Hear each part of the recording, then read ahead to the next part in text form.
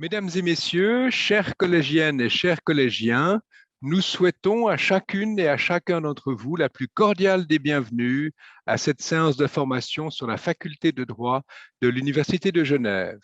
Nous sommes très heureux de vous accueillir et nous vous remercions de votre intérêt pour la faculté de droit. Comme vous le voyez sur cette diapositive, cette séance sera animée par plusieurs personnes. Monsieur François Bélanger, qui est professeur à la faculté, il est également avocat et il pratique le barreau dans une étude d'avocat à Genève. Et puis, il y aura également Mesdames Bita Bertessa, Katerina Gilleri-Vasmer et Yumna Osta, qui sont conseillères académiques à la faculté. À ce titre, elles assument notamment des tâches d'orientation et de conseil auprès des étudiantes et des étudiants. Vous aurez certainement l'occasion de les rencontrer si, dans le cours de vos études, si vous choisissez le droit. J'ajoute qu'elles sont toutes les trois titulaires du brevet d'avocate.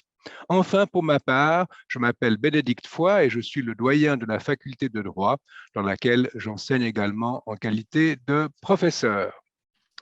Encore une remarque concernant l'organisation de cette séance.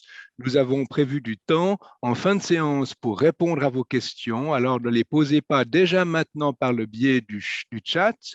Écoutez ce qui va vous être dit. Nous allons certainement répondre à une partie des questions que vous avez en tête. Vous pourrez ensuite poser les questions auxquelles nous n'aurions pas répondu en cours de séance. Et nous passons maintenant ainsi au premier point de notre présentation. Pourquoi choisir le droit? On peut mentionner brièvement 5 raisons.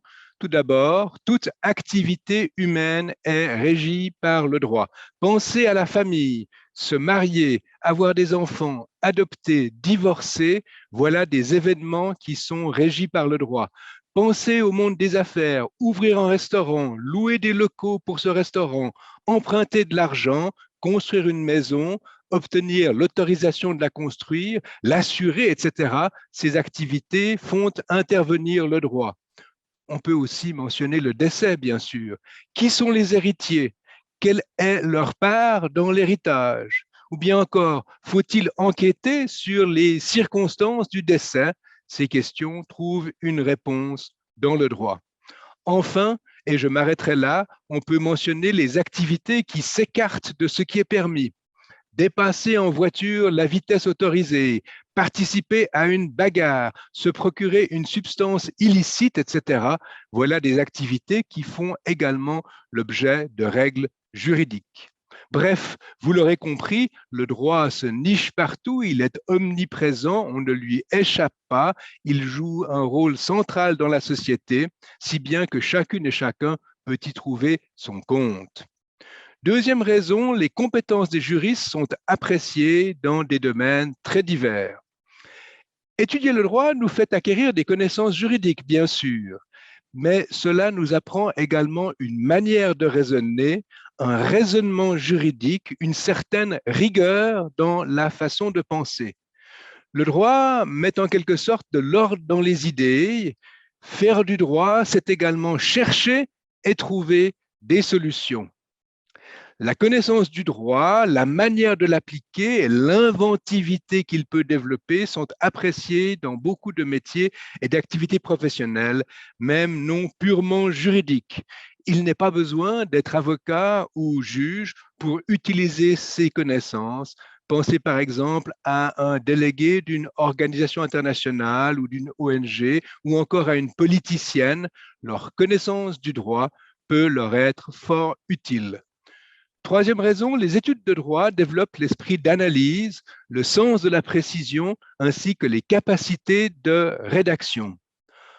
En étudiant le droit, vous apprendrez à analyser des situations auxquelles le droit s'applique.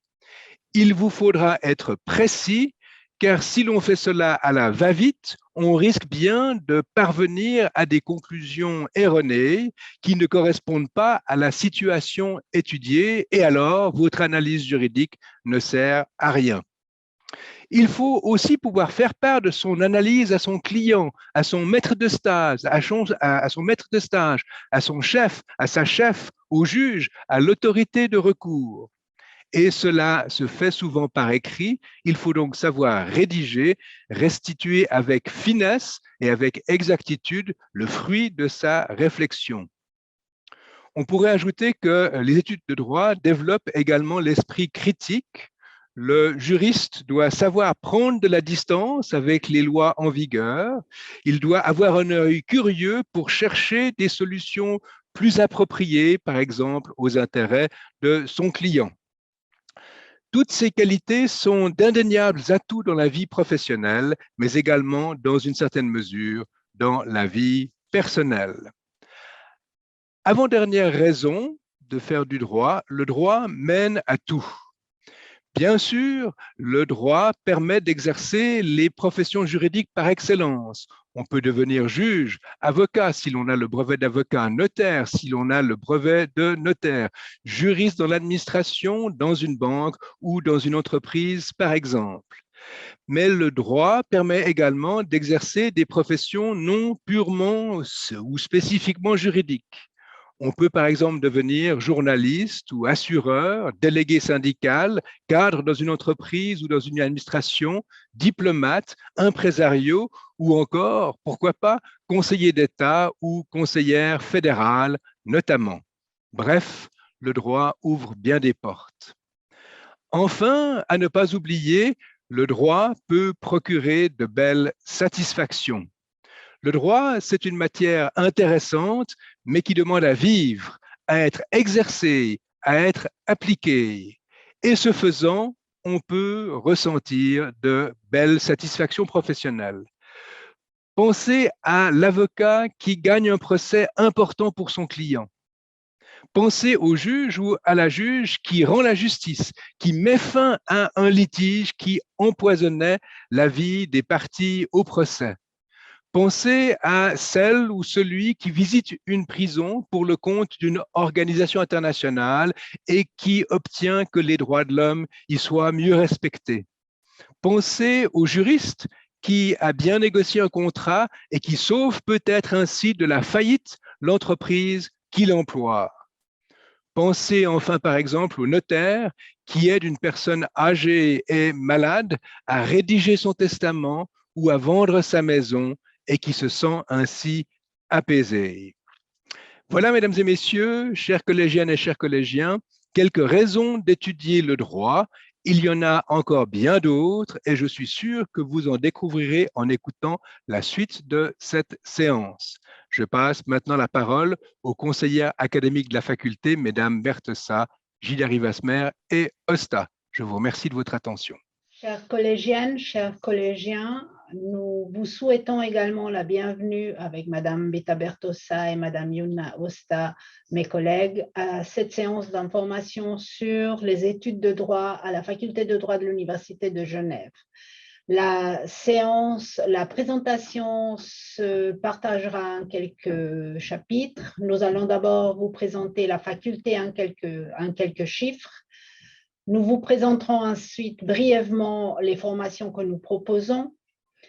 Un petit clin d'œil sur la mobilité, parce que nous savons que les collégiennes, les collégiens s'intéressent beaucoup à ces possibilités de partir pendant les études dans d'autres universités, en Suisse, en Europe ou par le monde.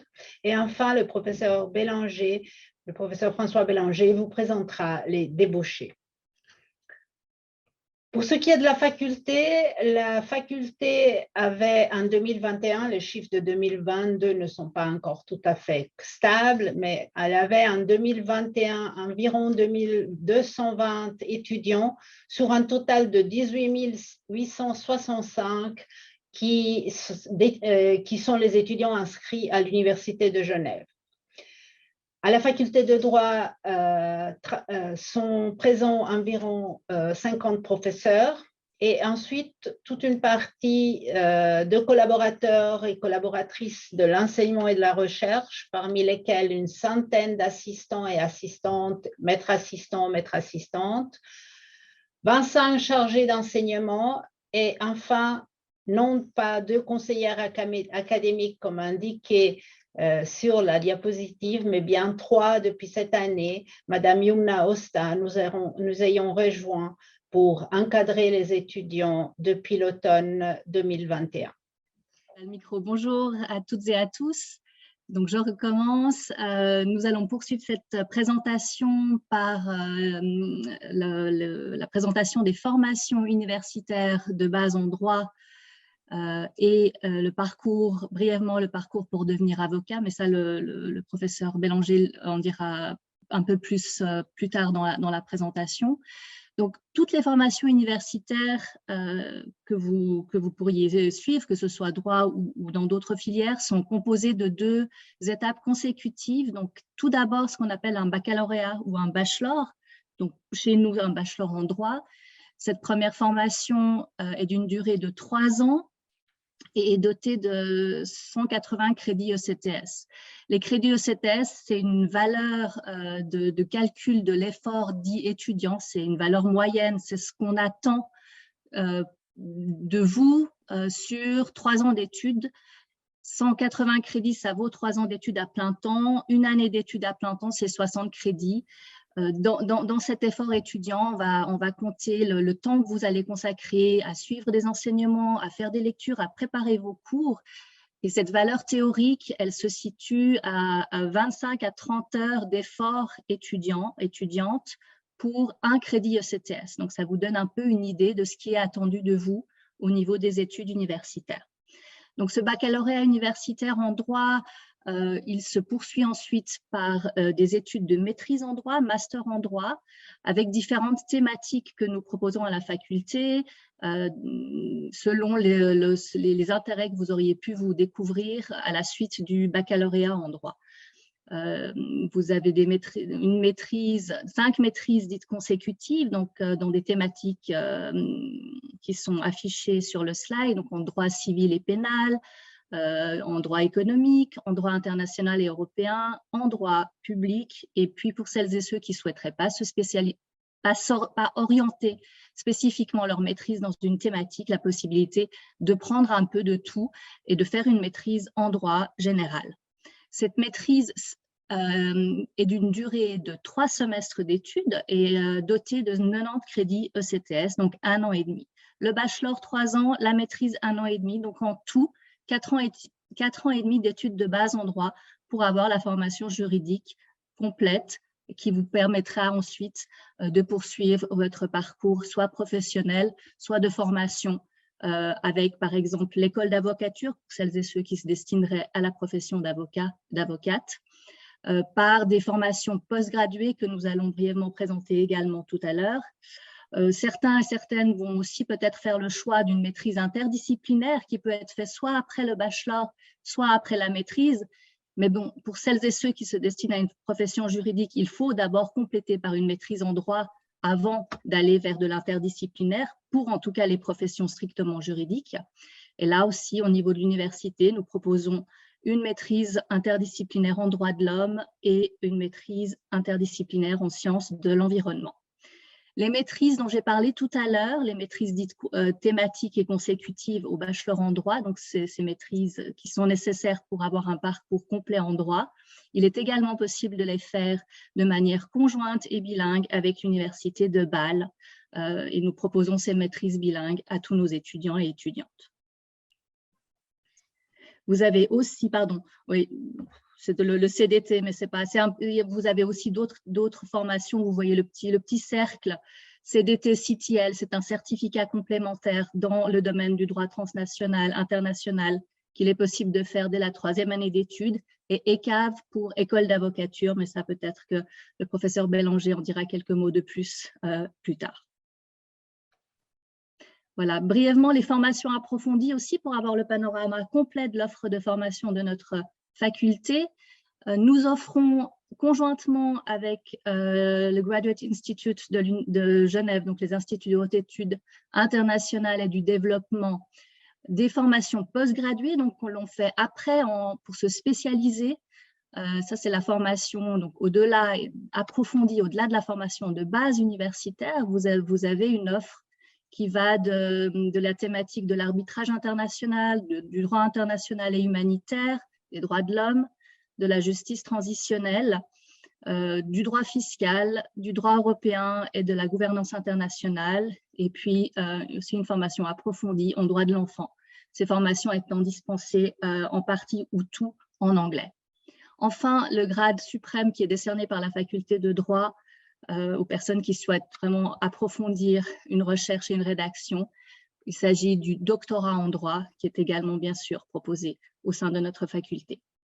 Si on entre un petit peu plus dans les programmes d'études du bachelor en droit et de la maîtrise en droit, parce qu'on commence d'abord par ces formations-là, le baccalauréat universitaire en droit est donc prévu d'une durée de 3 ans, c'est la durée normale des études. Il est possible de prolonger cette durée normale si un étudiant ou une étudiante poursuit en parallèle une activité professionnelle ou a des charges de famille, mais en tout cas, la durée normale de la formation est de 6 semestres, 3 ans, et cette formation, comme elle vous l'a expliqué ma collègue, est dotée de 180 crédits ECTS.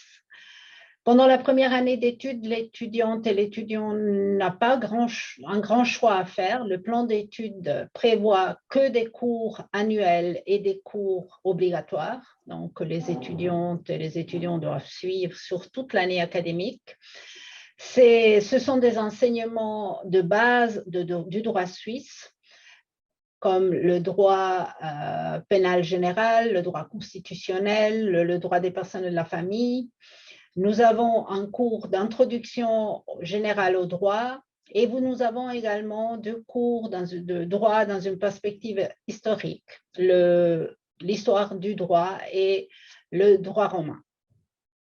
Une fois la première année d'études réussie, l'étudiant poursuit son cursus en deuxième partie de bachelor. La deuxième série de ce bachelor qui correspond à la 2e et 3e année d'études, comprend 19 enseignements obligatoires. Certains sont des annuels, il y en a 4, et tous les autres, ce sont des enseignements semestriels. Il est également possible de faire des petits choix au niveau du cursus de bachelor, car en plus de ces 19 enseignements obligatoires, il est possible de choisir 3 cours à option sur toute une liste que la faculté propose chaque année. Pendant ces 2 années d'études, l'étudiant approfondit les matières de droit suisse, le droit des obligations, le droit des sociétés, le droit fiscal, le droit administratif, et commence à se former également un petit peu en droit européen international.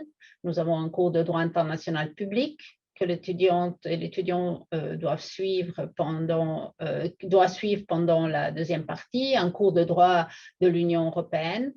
Et puis, quelques matières qui permettent d'ouvrir l'esprit des juristes à d'autres domaines. Nous avons de la philosophie et la sociologie du droit. Nous avons un cours d'économie et droit. Enfin, au plan d'études de la 2e série de baccalauréat, également le cours d'allemand juridique.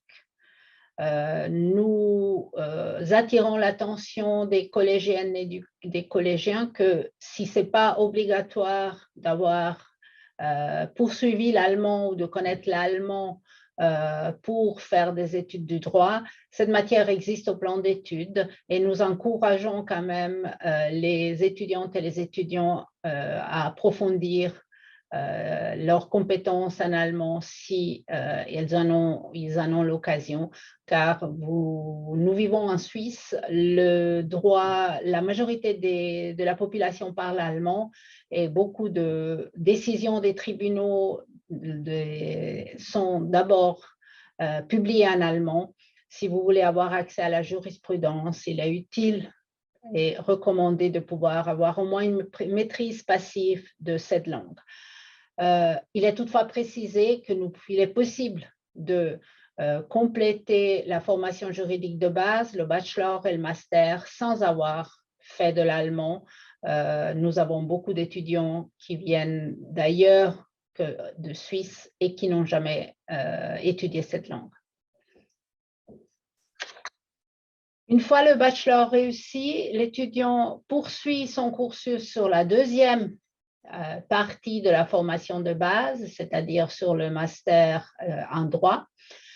Le master en droit est prévu d'une durée de 3 semestres et il est doté de 90 crédits. Et les étudiantes et les étudiants pourront faire le choix à la faculté parmi différents masters. Et cela, en principe, ce choix se fait en fonction des intérêts que l'étudiante ou l'étudiant a pu se découvrir pendant la première partie de son cursus pendant le bachelor. Il y a certains étudiants qui auront été intéressés par des sujets en lien avec l'entreprise, la concurrence, la fiscalité. Souvent, ces étudiantes et ces étudiants choisiront la maîtrise en droit économique.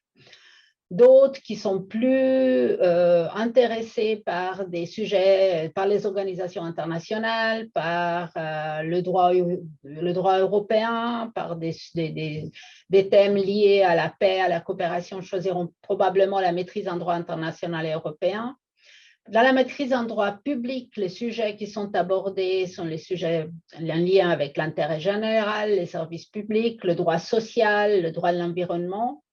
Dans la maîtrise en droit civil et pénal, le plan d'études prévoit des cours en lien avec le droit de la famille, le patrimoine, la responsabilité, l'infraction et la justice pénale. Enfin, la maîtrise en droit qui permet à l'étudiante et à l'étudiant de ne pas orienter ses études à ce stade, mais de faire un choix parmi les cours qui sont proposés sur les autres maîtrises. Donc, l'étudiante peut faire un choix sur ces 5 maîtrises, mais une grande majorité de nos étudiants peut décider aussi de ne pas faire de choix d'orientation et de prendre uniquement la maîtrise en droit. Ces 5 formations de maîtrise peuvent être faites sur un programme conjoint avec la faculté de droit de l'Université de Bâle. L'étudiante ou l'étudiant effectuera un séjour d'études à Bâle. Il a l'obligation de présenter au moins 5 cours en allemand, des examens pour 5 cours suivis à Bâle et en allemand, et obtiendra ainsi à la fin un diplôme conjoint des facultés de droit de Genève et de Bâle. Bachelor plus master, donc, c'est la fin de la formation de base en droit. Quelques mots maintenant sur les possibilités de mobilité durant ces études de droit. Donc, il est possible de partir en Suisse dès le bachelor, donc théoriquement dès la réussite de la première année de droit. Maintenant, la majorité des étudiants qui font ce choix-là partent plutôt en 3e année en Suisse. Il est également possible de partir ailleurs, hors de la Suisse, que ce soit en Europe ou ailleurs dans le monde, également dès la 3e année d'études, cette fois-ci, mais bon, là encore, la majorité de nos étudiants font plutôt un choix de partir au niveau de la maîtrise, simplement pour des raisons de facilité de reconnaissance de ce qui a été fait à l'étranger. Donc, il est plus facile de se voir reconnaître dans le cursus genevois des enseignements faits ailleurs. Le plan d'études du bachelor étant essentiellement composé d'enseignements de droit suisse dont vous ne trouveriez pas les équivalents ailleurs. Donc, cette possibilité-là, elle existe pour un semestre, pour 2 semestres. Nos étudiantes et étudiants partent étudier donc, dans une de nos universités partenaires. Ici, vous avez la liste des universités partenaires européennes, 12 pays concernés pour 36 destinations. Donc, ils partent, ils suivent les enseignements en question qui sont validés par avance par la faculté. Et puis, à leur retour, ces enseignements et les examens présentés ailleurs sont reconnus dans leur cursus. Donc, il y a un choix de destination anglophone. Vous avez aussi la possibilité de partir en Italie, en Espagne, sur des destinations, pas seulement en Angleterre, mais également, par exemple, la Finlande ou la Hollande propose des enseignements en anglais, en allemand, bien entendu. Hein, ma collègue vous a dit l'importance de l'allemand dans une formation de juriste. C'est également une bonne façon, soit de se lancer, donc en préparant un projet de mobilité, pour aller améliorer, disons, en tout cas, sa connaissance passive de l'allemand juridique dans un pays germanophone. C'est une bonne façon de le faire et nous encourageons nos étudiants et étudiantes à faire ce choix-là pour enrichir leur parcours. L'Europe n'est pas la seule donc, possibilité, mais vous avez aussi la possibilité de partir un peu plus loin. Si tu appuies sur le bouton, Katharina, je pense qu'il y a les autres bulles qui vont apparaître. Voilà. Oui. Donc, la Suisse, hein, j'en ai parlé tout à l'heure. La mobilité en Suisse, elle se fait uniquement vers les destinations germanophones. Donc, pas de mobilité vers des universités francophones, mais uniquement sur le volet germanophone. Vous avez la possibilité de partir en Australie aussi. On a des partenariats avec l'université de Sydney, de Melbourne, de Canberra. Mais aussi, bon, ça, je ne sais pas si on va le faire encore, mais on a des accords avec Moscou. Et enfin, un accord qui est vraiment très apprécié par nos étudiants avec la Harvard Law School, et où, sous réserve d'une réciprocité, nous pouvons envoyer un étudiant de maîtrise et un étudiant ou une étudiante de doctorat chaque année dans cette prestigieuse université. Voilà, ça c'était un petit peu pour vous faire le panorama de la mobilité. Nous allons maintenant passer aux débouchés après les études de droit et je passe la parole au professeur François Bélanger pour cette partie. Merci Bita, chers collégiennes, chers collégiens. C'est un plaisir de vous présenter ces débouchés de la faculté de droit. Comme vous le verrez dans le cadre de ma présentation, ils sont nombreux. Monsieur le doyen vous l'a exposé tout à l'heure, le droit ouvre énormément de portes. Évidemment, vous pouvez faire le choix de profession juridique, c'est celle que je vais vous présenter en premier. Mais si vous sortez directement de la profession juridique classique, il y a énormément d'autres possibilités, que ce soit au sein d'entreprises ou d'organisations internationales, ou d'ONG par exemple, ou encore complètement hors du droit, puisque la formation juridique est une formation qui est reconnue comme une formation de grande qualité, qui crée vraiment des professionnels qui sont aptes à s'adapter à toutes sortes de professions. Pour passer d'abord aux professions juridiques, si on peut passer à la slide suivante, et ensuite, voilà, vous avez tout d'abord la profession d'avocat, je pense qu'on peut tout afficher d'un coup. La profession d'avocat avec toutes ses variantes, l'avocat généraliste ou l'avocat spécialiste, un peu comme le médecin. On peut avoir soit couvrir tous les domaines du droit et répondre à toute question, soit se dire je me spécialise dans un domaine qui m'intéresse particulièrement. Alors là, je dirais votre imagination peut être presque sans limite, puisque le droit couvrant la quasi-totalité des activités humaines, quasiment à chaque type d'activité correspond une spécialité du droit. Donc, on peut aller dans beaucoup de variations. Je vous ai mis ici quelques-unes des plus classiques. Le droit pénal, probablement, c'est toujours la pointe de visite de l'iceberg. C'est ce que vous retrouvez dans toutes vos séries télévisées favorites ou non favorites.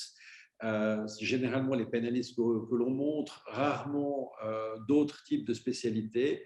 On a aussi le droit des affaires qui accompagne les entreprises, le droit des constructions, dans tout le domaine des constructions et de l'aménagement, le droit de l'environnement avec de multiples facettes, puisque l'environnement va des OGM aux ondes, des antennes 5G, en passant par la pollution des sols ou de l'eau, donc c'est extrêmement vaste. Le droit de la famille, le droit des successions, donc vous avez plein de possibilités. Si vous faites le choix d'être avocat, vous avez à Genève l'obligation de passer par une étape supplémentaire après votre master, qui est l'école d'avocature. C'est une formation qui a été créée à Genève il y a maintenant 12 ans, avec la volonté d'avoir un semestre de formation qui prépare tous les étudiants à faire le meilleur stage possible en leur donnant tous à armes égales les mêmes outils, les mêmes connaissances au niveau de la procédure et du fonctionnement du métier d'avocat et des juridictions. Ceci parce qu'ensuite, les stages d'avocat, qui sont une composante nécessaire pour acquérir le brevet d'avocat, se déroulent souvent dans des études très différentes, avec souvent des spécialités ou des activités qui sont particulières. Et il est important que tout le monde soit au même niveau. C'est un semestre assez intense, avec des enseignants qui sont, pour une partie, des enseignants de la faculté, dont votre serviteur pour la procédure administrative, ou des magistrats et des avocats qui sont chacune et chacun spécialistes dans leur domaine et qui traitent par atelier les différents sujets qui sont importants. Donc ça, c'est une étape supplémentaire lorsque l'on veut avoir le brevet d'avocat, qui est une condition sine qua non, évidemment, pour être avocat, pas pour d'autres professions. Si on continue dans les professions juridiques, si on peut descendre, vous avez profession de notaire, qui est aussi un domaine du droit qui est important, mais avec un domaine, je dirais, une approche différente, puisque le notaire est moins dans la défense d'une partie contre une autre. Le notaire est le ou la gardien ou gardienne d'un certain nombre de règles qu'il va mettre en œuvre dans des domaines plus particuliers, notamment les droits réels, tout ce qui a trait à l'immobilier, le droit des sociétés, parce qu'il y a beaucoup d'actes qui passent par les notaires, et le droit des successions, qui sont un peu les trois domaines privilégiés de l'activité des notaires. Si vous êtes intéressé par ces domaines-là, c'est évidemment une voie possible. Il y a beaucoup moins de notaires que d'avocats. On doit avoir environ aujourd'hui 60 notaires à Genève contre 2400 avocats et avocates. Cela vous donne une proportion entre ces deux débouchés qui sont évidemment pas les mêmes. Au-delà du notariat, on a encore d'autres professions juridiques, notamment les magistrats. C'est très important puisque une magistrate ou un magistrat est la personne qui va dire le droit, qui va intervenir entre deux parties qui ont des opinions différentes pour essayer de trouver la solution qui est la solution juste, trouver la vérité judiciaire, qui n'est pas forcément toujours la vérité exacte, mais la vérité qui sort du débat judiciaire et qui permet d'avoir une solution qui ensuite s'impose à toutes les parties. Les magistrats exercent dans tous les domaines, civil, pénal, public, et donc là, c'est une carrière aussi très intéressante dans ce cadre-là.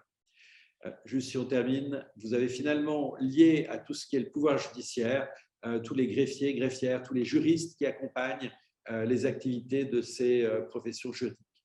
Si on passe ensuite dans les notions de juristes d'entreprise, c'est des juristes qui vont accompagner la vie des entreprises. Alors de nouveau, c'est une très très grande diversité. Je vous ai mis quelques secteurs que l'on retrouve dans le domaine du canton, dans le canton de Genève, mais c'est extrêmement vaste. Accompagner une entreprise, c'est vraiment vivre avec l'entreprise, c'est-à-dire d'être là où le juriste répondant au sein de l'entreprise, qui va souvent être à la fois le gardien du bon fonctionnement de l'entreprise au niveau juridique, mais aussi la personne répondante au niveau du front, c'est-à-dire des collaborateurs qui sont en contact avec l'activité des entreprises, qui vont négocier des contrats, qui vont avoir des questions juridiques de clients, qui vont avoir des litiges potentiellement avec des clients. Et ce juriste, dans le domaine de l'entreprise, va donc gérer cela. C'est une activité juridique très intéressante, mais qui est intimement liée au domaine d'activité de l'entreprise, qui peut générer une spécialité, bien sûr, dans ce domaine.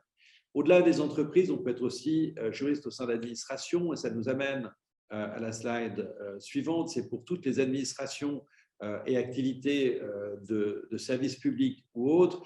Les administrations, depuis quelques années ou quelques décennies, sont des grandes consommatrices de juristes. Autrefois, il y avait un service juridique au niveau de la tête d'un département, puis il n'y en avait plus en dessous. Maintenant, tous les services, généralement, quasiment, ont un juriste ou une juriste ou un service juridique. Parce que le droit étant omniprésent, c'est absolument essentiel. Alors là, c'est une vision du droit qui va être un peu différente, puisqu'il n'est plus au service d'une partie ou d'une entreprise, mais de l'intérêt public, c'est-à-dire de l'administration, de la collectivité, évidemment en lien parfois aussi avec la politique, puisque les politiques définissent en partie la vision de l'intérêt public et donc sa mise en œuvre par les administrations. On trouve ceci tant au niveau fédéral, cantonal que communal, donc c'est un champ extrêmement vaste. Au-delà des administrations, vous avez bien sûr un certain nombre d'entités publiques qui sont toutes des activités de services publics, notamment. Pensez aux hôpitaux, aux services industriels, aux transports publics, certaines aussi avec des activités commerciales. Si on prend les services industriels, ils ont la double casquette, ils sont à la fois fournisseurs d'électricité dans le cadre d'un monopole d'État, mais ils sont en même temps concurrents avec des tiers dans tout le domaine des énergies renouvelables. Donc, les juristes dans une institution de ce type doivent être capables de passer du droit public au droit privé et de gérer différents types de situations. C'est évidemment intellectuellement toujours aussi intéressant. Et pour terminer dans ces différentes activités, vous avez enfin toutes les organisations internationales ou encore toutes les ONG, toutes les organisations humanitaires. Le champ est extrêmement vaste puisque nous avons la chance à Genève d'accueillir des centaines de ces organisations. C'est aussi un autre domaine plus orientés là vers le droit international que vers le droit national, mais qui vous permettent de découvrir d'autres champs ou d'avoir d'autres domaines. Pour conclure, vous voyez que ces activités sont extrêmement nombreuses et variées. Ce qui fait la force de la formation juridique, c'est lorsque vous rentrez dans l'une de ces activités, vous n'êtes pas lié à l'une de ces activités, vous pouvez changer. Lorsqu'on pratique le droit, notre seule contrainte, généralement, c'est la contrainte nationale. C'est sur des juristes en Suisse, on va être bon en Suisse, mais on ne va pas être bon dans un autre pays, à moins de réapprendre un système juridique. Mais quand on est un bon juriste en Suisse, on peut être un bon juriste comme avocat, puis passer à la magistrature, puis sortir, ou aller dans une administration, finalement aller dans une relation internationale. Vous avez une flexibilité et une mobilité qui est possible, qui est intéressante et qui est probablement très intéressante, enrichissante humainement et intellectuellement. Et donc, c'est des débouchés, pas sans fin, mais des débouchés très vastes. Je vous remercie. Merci beaucoup. Donc, nous allons maintenant conclure cette présentation en vous donnant nos coordonnées qui s'affichent à l'écran. Vous avez tous ces numéros de téléphone ainsi que nos heures de réception, que ce soit en présence ou téléphonique sur le site de la faculté de droit. Donc, si vous souhaitez prolonger cette discussion, approfondir un petit peu les choses dans le cadre d'un entretien, on vous recevra bien.